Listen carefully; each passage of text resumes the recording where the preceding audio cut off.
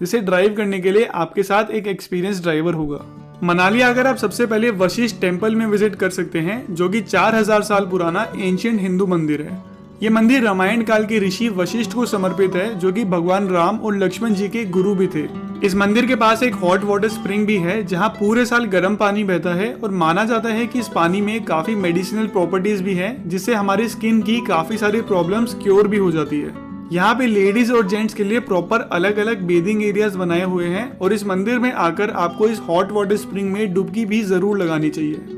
Vashishtha temple visit करने के बाद आपको यहाँ से सिर्फ 3 किलोमीटर दूर जोगिनी फॉल्स तक का ट्रैक भी जरूर करना चाहिए। जोगिनी फॉल्स मनाली का एक बहुत ही सुंदर वाटरफॉल है और इसे और भी सुंदर बनाता है वशिष्ठ टेम्पल से यहाँ तक का ट्रैक, जो कि पाइन ट्रीज और एप्पल गार्डन से होते हुए गुजरता है। अगर आप नेचर और एडवेंचर लवर हैं तो इस ट्रैक को आप बहुत ही ज्यादा एंजॉय करेंगे। वशिष्ठ टेम्पल से जोगिनी फॉल्स तक के इस ट्रैक को कंप्लीट करने में आपको करीब 3 घंटे लगेंगे और रास्ते में आपको कुछ छोटे छोटे रेस्टोरेंट्स भी मिल जाएंगे, जहां आप कुछ रिफ्रेशमेंट्स ले सकते हैं। जोगिनी फॉल्स 160 फीट की ऊंचाई से गिरने वाला वाटरफॉल है और अगर आप चाहें तो इसके टॉप तक का ट्रैक भी कर सकते हैं, जहां से आपको मनाली वैली का बहुत ही बढ़िया व्यू देखने को मिलता है।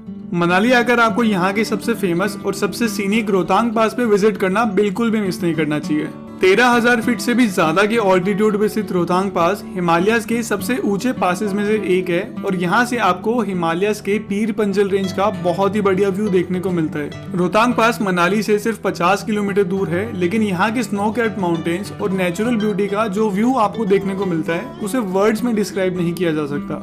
रोहतांग पास इतने हाई ऑल्टीट्यूड पे स्थित है कि समर्स के टाइम पे भी आपको यहाँ काफी ज्यादा स्नो देखने को मिलती है, जो कि यहाँ के लैंडस्केप को और भी ज्यादा सुंदर बना देता है। रोहतांग पास पे विंटर्स में इतनी हैवी स्नोफॉल होती है कि इसे नवंबर से मार्च तक कंप्लीटली बंद कर दिया जाता है और आप सिर्फ मई से अक्टूबर तक ही यहाँ विजिट करने आ सकते हैं। रोहतांग पास पे पहुंच के आप यहाँ के पैनोरामिक व्यूज और नेचुरल ब्यूटी को एंजॉय करने के अलावा mountain biking, snow scooter, sledge ride और स्कीइंग जैसी एक्टिविटीज का भी मजा ले सकते हैं। हालांकि रोहतांग पास विजिट करने से पहले आपको इस बात का ध्यान रखना होगा कि यहाँ विजिट करने के लिए आपको एक प्रॉपर परमिट लेना होगा।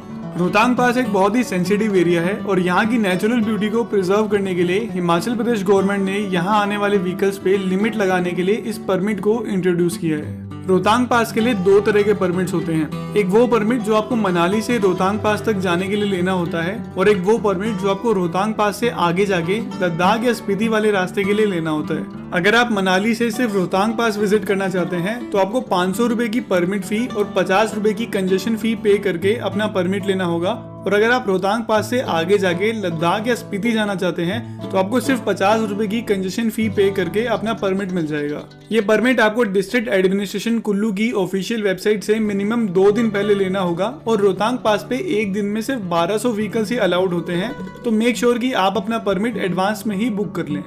हालांकि अगर आप रोहतांग पास से आगे लद्दाख जा रहे हैं तो उसके लिए कोई रेस्ट्रिक्शन नहीं है और उसका परमिट आपको इजीली मिल जाएगा। रोहतांग पास होते हुए मनाली से लद्दाख तक की जर्नी बहुत ही सीनिक होती है और अगर आप लद्दाख ट्रिप का एक सेपरेट वीडियो चाहते हैं तो मुझे कमेंट सेक्शन में लिखकर जरूर बताएं। हालांकि रोहतांग पास ट्यूसडे को मेंटेनेंस की वजह से बंद रहता है, इसलिए आप इस दिन यहाँ कोई भी एक्टिविटी प्लान ना करें।